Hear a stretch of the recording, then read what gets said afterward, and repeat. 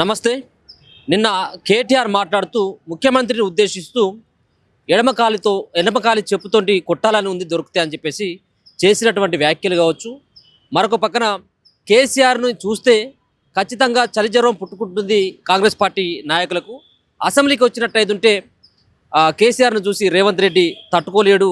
అలాగే కొడంగల్లో ఖచ్చితంగా రానున్నటువంటి ఎన్నికల్లో రేవంత్ రెడ్డిని గెలవనీయమంటూ కేటీఆర్ చేసినటువంటి సవాల్. సో వీటన్నిటి పట్ల మాట్లాడేటువంటి ప్రయత్నం చేద్దాం. మనతో పాటు కాంగ్రెస్ పార్టీ సీనియర్ నాయకులు చరణ్ కౌశిక్ గారు. అన్న నమస్తే. నమస్తే.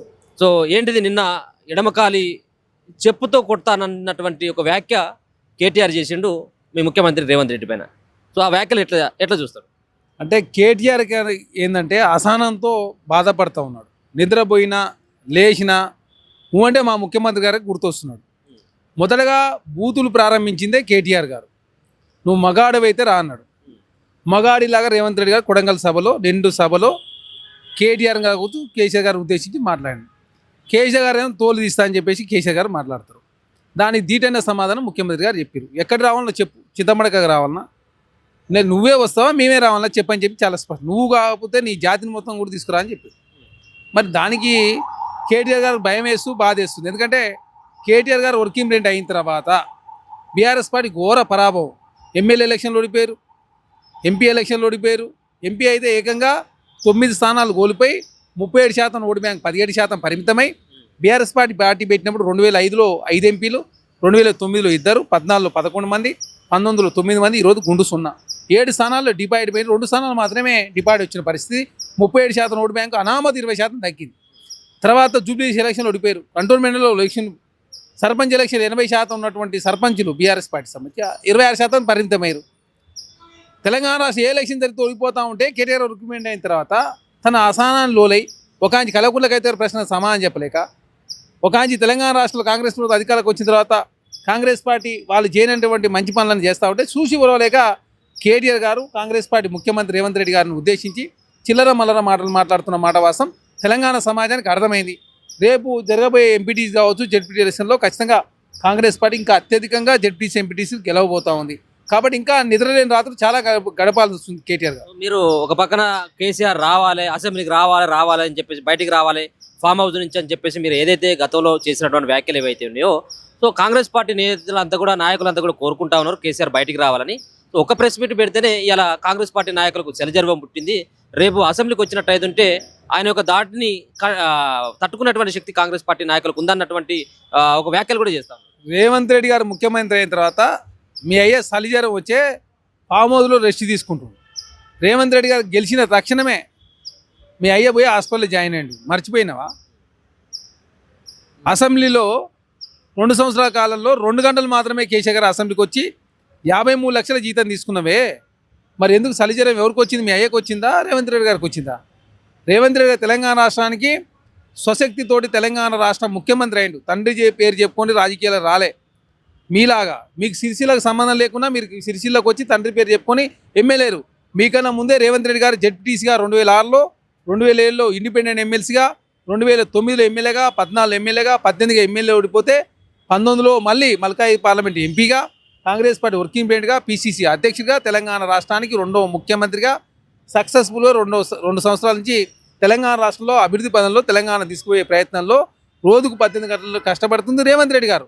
రేవంత్ రెడ్డి గారు చూసి భయపడింది మీ తండ్రా, రేవంత్ రెడ్డి గారు? తెలంగాణ సమాజానికి తెలుసు కదా.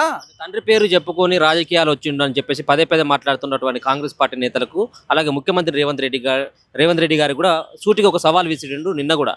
అంటే మా నాయన మొనగాడు, మొగోడు, తెలంగాణను సాధించినటువంటి వ్యక్తి, నేను ఆయన పేరు చెప్పుకుంటుంటే తప్పే ఉన్నది, నీ లెక్క నేను సూట్ కేసులు ఢిల్లీకి పంపి నేను ఏం రాజకీయాలకు రాలేదు అన్నటువంటి వ్యాఖ్యలు కూడా చేస్తాను. మీ అయ్యా తెలంగాణ రాష్ట్రాన్ని తెచ్చిన అంటున్నావు కదా, మరి 7 మండలాలు ఎందుకు కాపాడలేకపోయారని మేము అడుగుతా ఉన్నాం. ముఖ్యమంత్రిగా ఉండి 7 మండలాన్ని కాపాడని వ్యక్తి అట తెలంగాణను తెచ్చినట్టు ఎట్లా తెచ్చినవే? మీకున్న ఎంపీలని 2, అప్పటికే విజయశాంతి గారు కాంగ్రెస్ పార్టీకి వచ్చింది. 543 లోక్సభలో ఉండాలి, రాజ్యసభలో మెజార్టీ ఉండాలి. మీకు రాజ్యసభలో ఒక్క సభ్యుడు కూడా లేరు. మీ ఎట్లా తెలంగాణ తెచ్చిన చెప్పు. బీఎస్పీ సంబంధించి మాయావతి గారు అప్పటికే ఉత్తరప్రదేశ్ ముఖ్యమంత్రిగా ఉండి 5 రాష్ట్రాలు చేయాలని చెప్పేసి తీర్మానం అసెంబ్లీ చేసి కేంద్ర ప్రభుత్వాన్ని పంపింది. ఎందుకో ఉత్తరప్రదేశ్ చీలిపోలేదు. పిచ్చి మాటలన్నీ మాట్లాడి బంద్ చేసి మీరు తెలంగాణ రాష్ట్రంలో కాంగ్రెస్ పార్టీ చేస్తున్న అభివృద్ధి కావచ్చు, కాంగ్రెస్ పార్టీ ప్రజలకు ఇచ్చిన హామీలు కావచ్చు, ఒక పద్ధతి ప్రకారం మాట్లాడితే కాంగ్రెస్ ప్రభుత్వం సమాధానం చెప్తాను సిద్ధంగా ఉంది.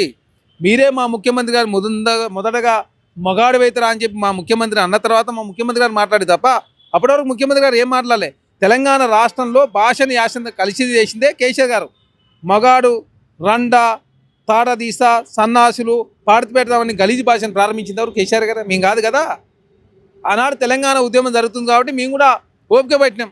సరే తెలంగాణ రాష్ట్రం కోసం అన్ని భరిద్దామని చెప్పి మేము భరించినాం. నువ్వు తెలంగాణ రాష్ట్రంలో కాంగ్రెస్ పార్టీ అధికారులకు వచ్చి అభివృద్ధి పనులను ముందుకు తీసుకుపోతా ఉంటే, ఇచ్చిన హామీలు నెరవేరుస్తూ ఉంటే చూసి ఓరలేక కాంగ్రెస్ ప్రభుత్వాన్ని బదనాం చేస్తే తెలంగాణ ముఖ్యమంత్రి రేవంత్ రెడ్డి గారు చూస్తూ ఊరుకుంటాడా? అంటే రానున్నటువంటి ఎన్నికల్లో రేవంత్ రెడ్డిని ఓడిస్తాము, కొడంగల్లోనే గెలవకుండా చేస్తామని చెప్పేసి కూడా ఒక సవాల్ విసురుతా ఉన్నారు. ఆల్రెడీ మీ అయ్యనే ఇంటికి పంపినాం కదా, మీరేంది రేవంత్ రెడ్డి గారు ఓడగొట్టేది? ఆల్రెడీ సర్పంచ్ ఎలక్షన్లో ఓడగొట్టిండు రేవంత్ రెడ్డి గారు మిమ్మల్ని, ఎంపీ ఎలక్షన్లో ఓడగొట్టిండు, ఎమ్మెల్యే ఎలక్షన్లో ఓడగొట్టిండు, జూబ్లీస్లో ఓడగొట్టిండు, కంటోన్మెంట్లో ఓడగొట్టిండు. రేవంత్ రెడ్డి గారు స్వశక్తితో ఎదిగిన నాయకుడు కదా. మీరు ఎక్కడ ఓడగొడతాం? మీ పార్టీ ఉండేది లేదు కదా. 10 సంవత్సరాలు తెలంగాణకు రాష్ట్ర ముఖ్యమంత్రిగా రేవంత్ రెడ్డి గారు ఉంటారు. తర్వాత రెండోసారి గెలవకపోతే బీఆర్ఎస్ పార్టీ ఏమైతే అందరికీ తెలుసు. ఇప్పటికే బీఆర్ఎస్ పార్టీలో గెలిచిన ఎమ్మెల్యేలు ఉండలేరు.